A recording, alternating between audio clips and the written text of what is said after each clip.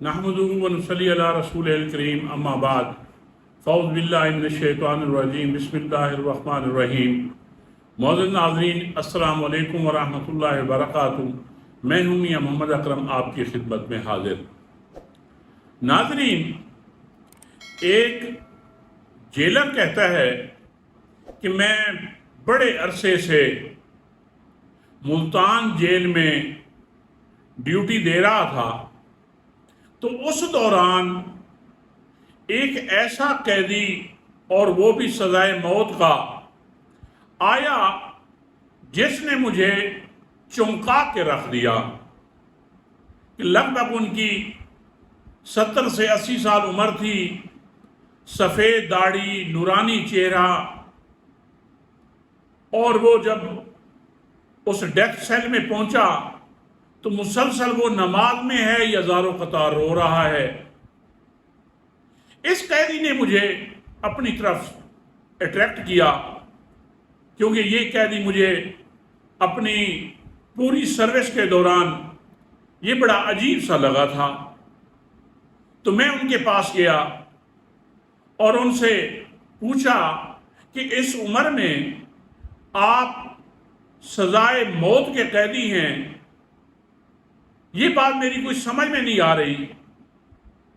और वो मुसलसल सिसकियां ले लेकर रोए जा रहा था, और साथ ही उसने मुझे अपना एक वाकया सुनाया रोते रोते ही, कि मैं जनाब एक सरकारी हेडक्वार्टर पे चौकीदार था, और जो हेडक्वार्टर था वो एक नहर के किनारे पे था। मैं फजर के वक्त नमाज पढ़ के चहलकदमी के लिए मैं नहर के किनारे चलने लगा, तो इतने में देखा कि नहर में एक लाश बहती चली आ रही है। मैंने ऐसा से किसी छड़ी का सहारा लेकर उसको किनारे पे किया और उसको निकाल के बाहर रखा, और मैंने लोग भी आ गए और मैंने इत्तला भी कर दी पुलिस में कि इस तरह का मामला है। जैसे ही पुलिस आई और उसने आके पहला सवाल ही उन्होंने मुझसे ये किया कि बाबा ये बता ये किसने कत्ल किया है। मैंने कहा कि भाई ये आप मुझसे क्या पूछ रहे हैं, ये तो लाश आ रही थी और नहर में, और मैंने निकाल कर यहाँ पे रख दी और आपको इत्तला कर दी है। तो SHO साहब ने यही कहा कि बाबा ये तो अब आपको अदालत ही बताएगी। उन्होंने पकड़कर मुझे अरेस्ट कर लिया, अदालत पेश किया गया। पहली पेशी पे ही मुझे जज साहब ने, कोई ऑथेंटिक विटनेस भी नहीं थे मेरे खिलाफ, उन्होंने मुझे सजाए मौत सुना दी। ये कहकर फिर वो सिसकियां ले लेकर रोने लगा। तो मैंने उससे ये कहा कि बाबा मेरा भी एक जिंदगी का तजर्बा है, मैं यकीन करता हूं कि आप इस केस में या इस जुर्म में बेकसूर हैं, आपने ये जुर्म नहीं किया, लेकिन आप अपनी कोई जिंदगी की तरफ जरा देख के बताएं कि शायद आपसे कोई ऐसा गुनाह हुआ हो जिसकी सजा आपको अल्लाह अब दे रहे हो। तो वो सिसकियां जो ले लेकर रो रहा था ना, अचानक खामोश हो गया। अब फिर वो कुछ देर सोचने के बाद अब एक और वो वाकया सुनाने लगा। वो कहता है कि मैं नौजवान था, उसी मोहल्ले में ही, जिस मोहल्ले में मैं रहता था, एक लड़की, उसके साथ मेरे नाजायज ताल्लुकात उस्तवार हो गए, और ये सिलसिला चलता रहा। और फिर कुछ अरसे में उसकी फिर उसी मोहल्ले में शादी भी हो गई। जब शादी हो गई तो हमारा मिलने का मामूल रहा। फिर ये हुआ कि कुछ साल के बाद या 1.5 साल के बाद उसका बच्चा भी हो गया। जब बच्चा हो गया तो उसके बाद हमने मिलने का प्रोग्राम बनाया। तो वो जैसे ही मेरे मिलने के लिए मेरे पास आ रही थी, तो इतने में उसका बच्चा रोने लगा, वो वापस चली गई। मुझे ये बड़ी नागवारी गुजरी پھر کچھ دنوں کے بعد پھر ایک ٹائمنگ ہم نے فکس کی. وہ جیسے ہی میرے کمرے میں پہنچی پیچھے سے پھر بچہ اٹھ پڑا اور وہ رونے لگا. پھر چلی گئی میری بے قراری اور بڑھنے لگی. تیسری رات جب وہ آئی اور ہم شیطانی کھیل کھیلنے سے پہلے ہمارے شیطانی کھیل کھیلنے سے پہلے بچہ پھر رو پڑا. اب اس کی بار جب وہ چلی گئی تو مجھے اس پہ بہت زیادہ غصہ آیا. پھر کیا ہوا کہ پھر ٹائم ہمارا مقرر ہوا. میں نے کوئی چیز اس کو دے دی اور میں نے کہا کہ جب آپ آئیں تو اتنی مقدار میں یہ چیز آپ نے اپنے بچے کو دے دینی ہے. وہ بچے کو دے کر چلی آئی. وہ میں نے افیم اس کو دی تھی. چلی آئی, ہم نے شیطانی کھیل کھیلا. اس کے بعد وہ اپنے گھر کو چلی گئی. میں اپنے گھر میں تھا. فجر کی جب اذان ہوئی تو اذان کے ساتھ ہی میں سویا ہوا تھا تو مجھے اس اعلان کو سماعت کرنا پڑا. ایک میرے لیے ایک سڈن قسم کا ایک موڑ آ گیا جس کا میں نے کبھی سوچا بھی نہیں تھا. وہ اعلان یہ تھا کہ اس کا بچہ فوت ہو گیا تھا. اس کی وجہ یہ تھی کہ جتنی ڈوز میں نے بتائی تھی اس سے زیادہ ڈوز اس نے بچے کو دے دی اور بچے کی موت ہو گئی. تو پھر میں نے اس قیدی سے کہا کہ دیکھیں بھائی, خدا کے آگے دیر ہے اندھیر نہیں ہے. یہ آپ کو ضروری نہیں ہے کہ اسی گناہ کی سزا ملے. یہ اللہ کا نظام ہے کہ بعض دفعہ جرم کوئی اور ہوتا ہے, سزا کسی اور معاملے میں آپ کو مل رہی ہوتی ہے. تو یہ اللہ کے فیصلے ہیں. اللہ ظلم کو زیادہ دیر برداشت نہیں کرتا. اس کی کسی حد تک سزا اس دنیا میں مل جاتی ہے. ناظرین, اب یہ جو میں نے ایک گزارش کی ہے ایک واقعے کی صورت میں اب یہ سوال پوچھتا ہوں ہماری اسٹیبلشمنٹ سے, ہمارے پی ڈی ایم سے, اور بالخصوص مولانا فضل الرحمان صاحب سے. میرا اتنا شکوہ پی ڈی ایم کی باقی جماعتوں سے نہیں ہے کہ یہ بیچارے جاہل ہیں, یہ دین کا علم یہ نہیں رکھتے, ان کو کوئی سمجھ بوجھ نہیں ہے. یہ میرے خیال میں پورے ہمارے عوام ان کے بارے میں جانتے ہیں. ہماری اسٹیبلشمنٹ کا حال بھی ان سے کوئی مختلف نہیں ہے. کیوں کہ دین کا علم اور بات ہے اور دنیا کا علم اس کا معاملہ کچھ اور ہوتا ہے.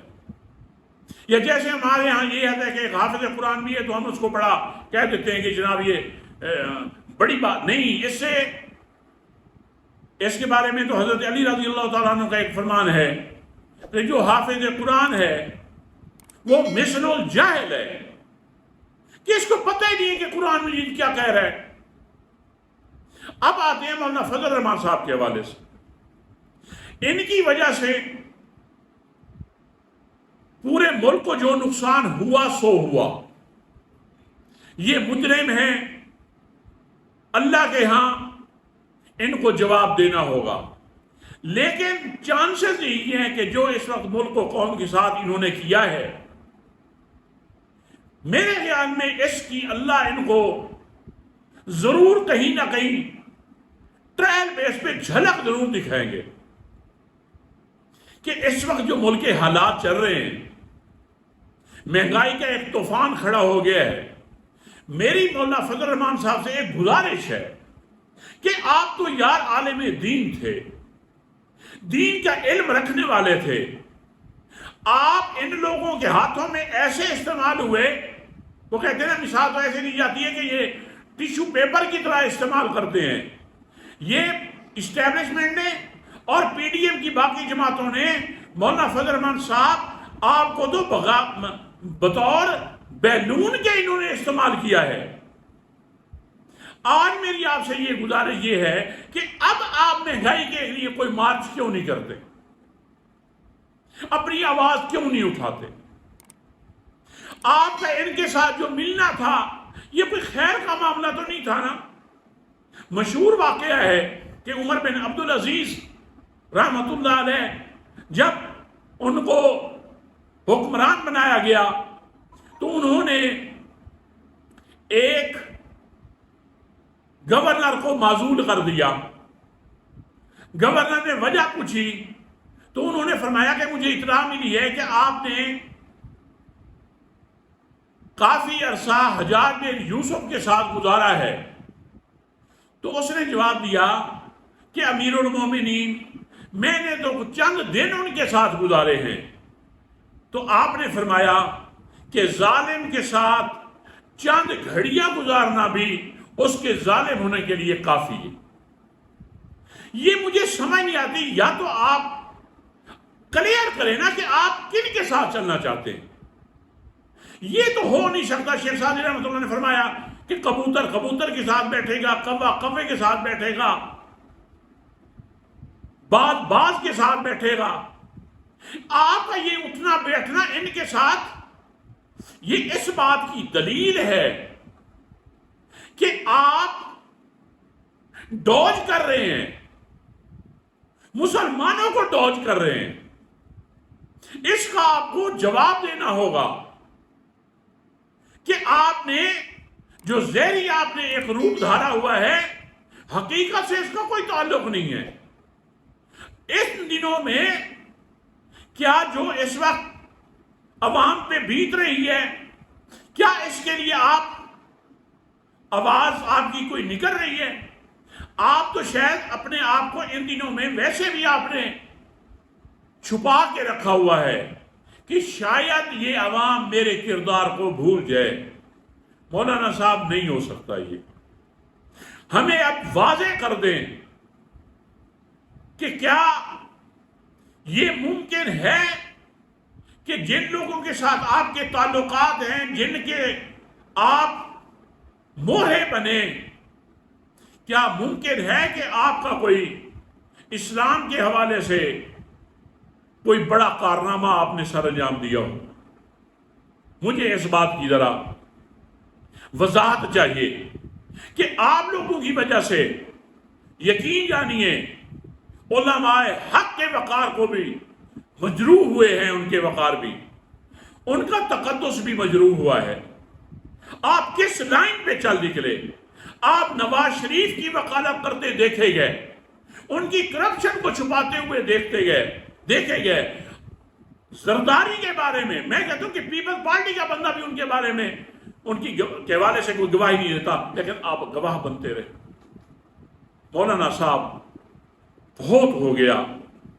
میری تو پھر بھی آپ کے بارے میں یہی خواہش ہے کہ یا اللہ آپ کو اللہ ہدایت دے دے، کیونکہ آپ کا جن لوگوں کے ساتھ تعلق ہے یہ تو اللہ کے نبی صلی اللہ علیہ وسلم کی حدیث مبارک ہے کہ آپ صلی اللہ علیہ وسلم نے فرمایا الرجل علی دین خلیلہ ہی، کہ جو کوئی بھی انسان ہوتا ہے وہ اپنے دوست کے دین پر ہوتا ہے، دوست کے راستے پر۔ اور آپ کے جس طرح کے دوست ہیں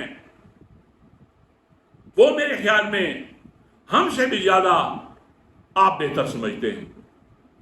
اس وقت جو حالات چل رہے ہیں، اللہ ملک و قوم کی اللہ حفاظت فرمائے، لیکن تاریخ میں آپ لوگوں کو قوم بھولے گی نہیں۔ اللہ ہمارے اس ملک کا، ہمارے ان عوام کا حامی و ناصر ہو۔ کاش آپ کے دل میں بھی ایک درد ہوتا کہ اس وقت عوام کے ساتھ کیا بیت رہی ہے، اور اس کے ذمہ دار صرف اور صرف آپ ہیں، بلکہ آپ زیادہ ہیں کہ آپ صاحب علم ہو کر آپ نے یہ کام کیا ہے۔ وہ لوگ جاہل ہیں، ان کو سمجھ نہیں آ رہی۔ ایک ایک بات کا جواب دینا ہوگا جو واقعہ سنایا، اور وہ میرے خیال میں آپ کے لیے ایک عبرت کے طور پہ کہ تاکہ آپ ان سے سبق حاصل کریں کہ آج آپ کے وقار کا یہ حال ہے کہ آپ آزادانہ طور پر जैसे बाकी लोग पब्लिक में नहीं जा सकते, आप भी जाने के काबिल नहीं रहे। तो बस आखिर पे यही दुआ करूंगा कि अल्लाह इन सब को हदायत दे कि या अल्लाह कि अगर इनके नसीब में हदायत है, जिन लोगों ने मुल्क का ये हाल किया है, अवाम के साथ ये जुल्म ढाए हैं, या अल्लाह अगर इनके नसीब में हदायत है तो या अल्लाह इनको हदायत दे दे, और अगर हदायत नहीं है तो इनको इबरत का निशान बना दे। क्योंकि कौम के साथ मोहब्बत ये अल्लाह को बड़ी महबूब है, और कौम के साथ जो ज़्यादती और गद्दारी करते हैं वो उतने ही अल्लाह के बोझ के मुस्तहिक ठहरते हैं। इसी के साथ ही इजाज़त चाहता हूँ। अस्सलामु अलैकुम व रहमतुल्लाहि व बरकातुहू।